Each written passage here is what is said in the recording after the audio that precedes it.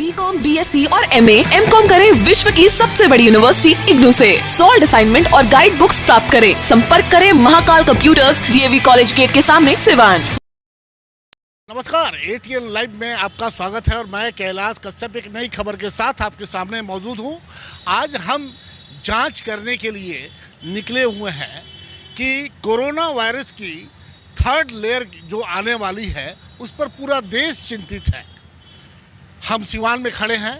सिवान भी जब कोरोना की चपेट में था तो उस समय ऑक्सीजन की सबसे ज़्यादा किल्लत देखी गई थी और सरकार ने ये फैसला लिया कि जितने सदर अस्पताल हैं, अस्पताल के परिसर में ही ऑक्सीजन की व्यवस्था की जाए। और उसको लेकर के आप देखिए कि हमारे सामने ये सिवान सदर अस्पताल है।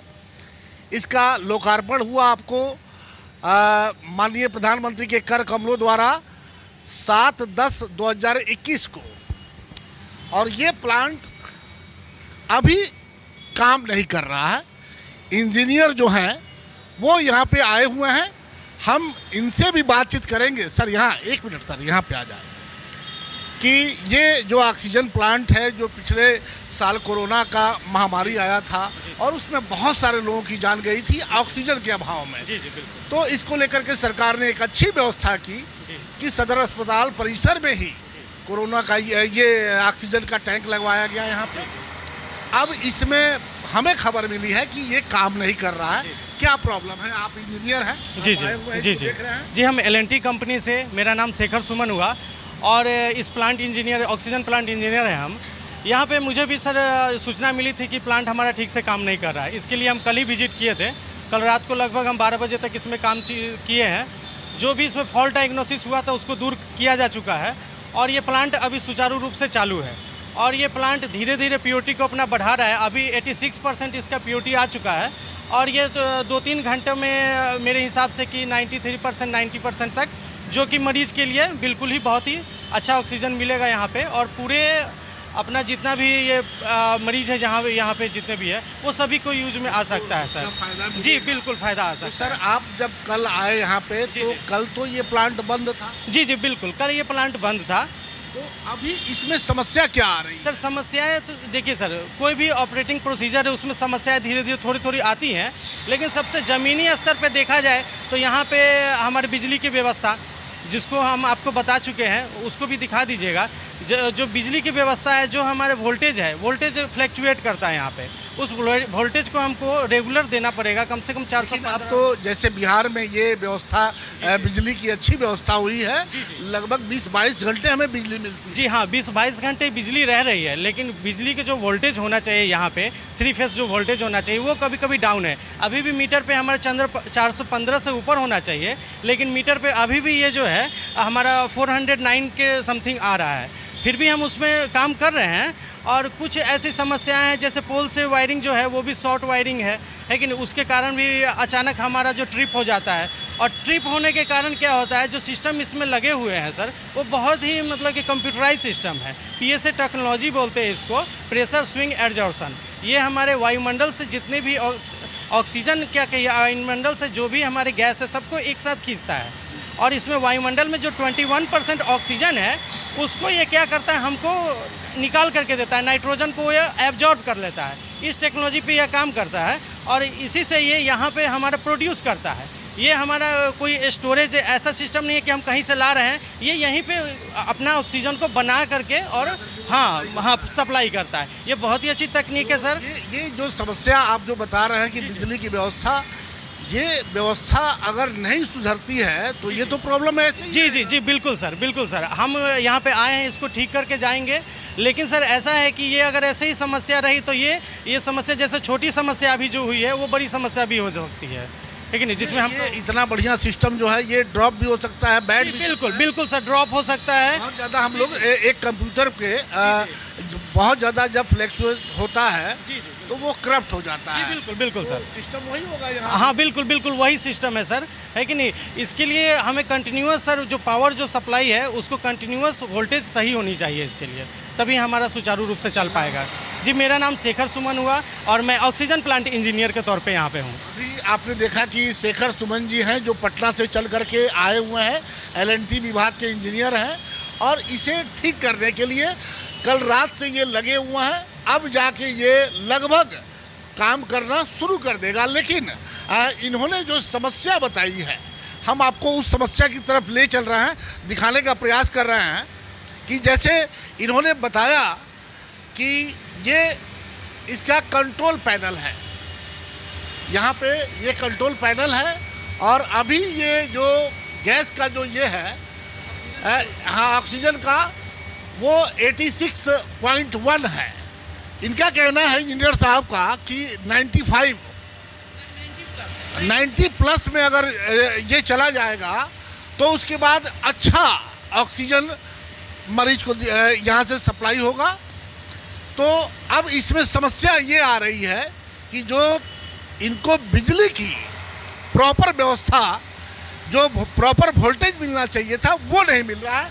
लेकिन यहाँ पे देखिए कि इस प्लांट को चलाने के लिए जनरेटर की भी व्यवस्था है, सारे सामान यहाँ लगे हुए हैं और ये बिजली का पैनल भी लगा हुआ है।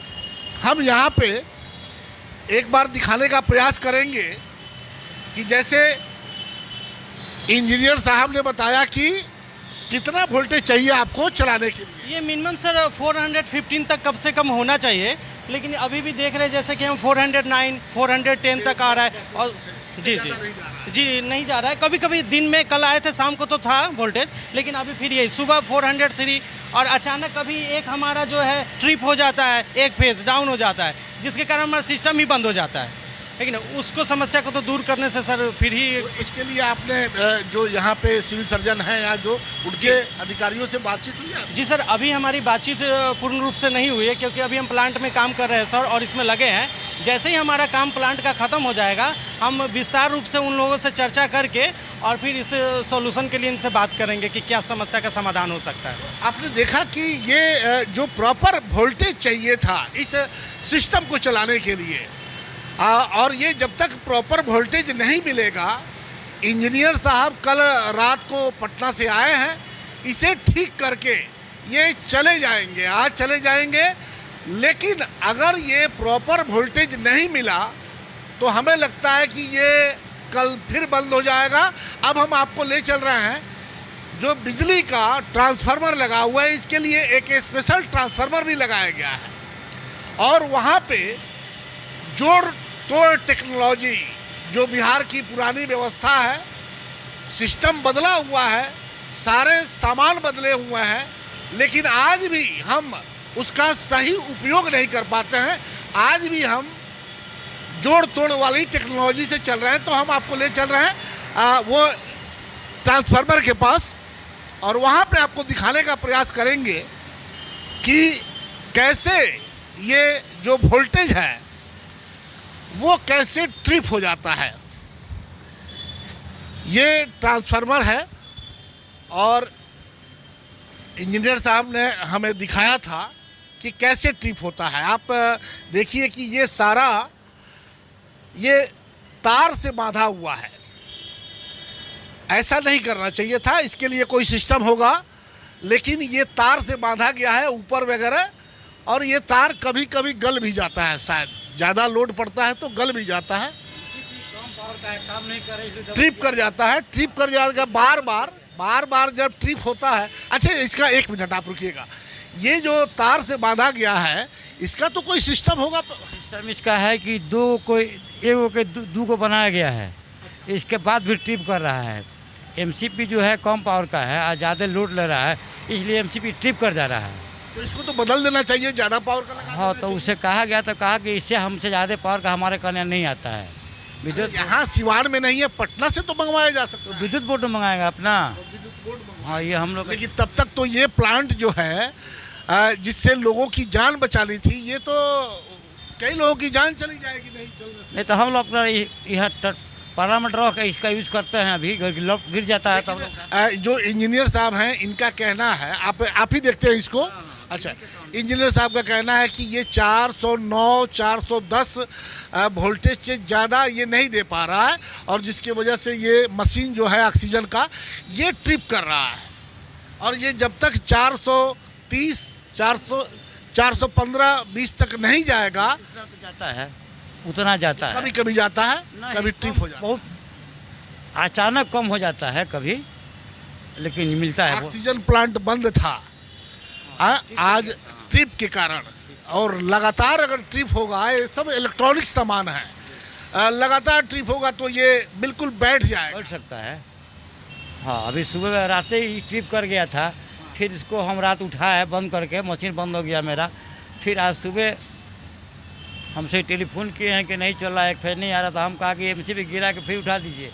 तो गिराना उठाना ही बड़ा, ये तो मैंने एक टेम्पोररी व्यवस्था है, जब तक वैकल्पिक व्यवस्था, अच्छी व्यवस्था नहीं होगी, ये इसको चलाना मुश्किल है। आप नाम बता दीजिए। एमडी इस्लाम, सदर अस्पताल सिवान। ये एमडी इस्लाम साहब हैं, ये इसकी इलेक्ट्रिशियन है, ये यहाँ की देखभाल यही करते हैं। इन्होंने भी कहा कि इस टेम्पोररी व्यवस्था से, ये व्यवस्था जो ऑक्सीजन की है, जिसको लेकर के सभी लोग डरे हुए हैं, जो कोरोना का तीसरा लहर आने वाला है, हमारे पास सब कुछ सुविधाएं हैं, लेकिन अगर ये सुविधा समय पे अगर आपको नहीं मिलती है तो आपकी जान जा सकती है। लेकिन जैसे कि एमडी साहब ने बताया ये कि ये एक टेम्पोररी व्यवस्था पे चल रहा है, ये परमानेंट इसका सोल्यूशन नहीं है। और रोज जो ये ऑक्सीजन के जो इंजीनियर हैं, ये रोज पटना से आना इनका संभव भी नहीं है। तो हम तो चाहेंगे कि यहाँ के सिविल सर्जन साहब इस पर तत्काल ध्यान दें, क्योंकि जो तीसरी लहर है कोरोना की, उसने इस देश में दस्तक दे दिया है। और पिछली बार जिस तरह से हम लोगों ने देखा कि हजारों लोगों की जान गई, लाखों लोगों की जान गई इस ऑक्सीजन के अभाव में, कम से कम वो दिन अब देखना ना पड़े।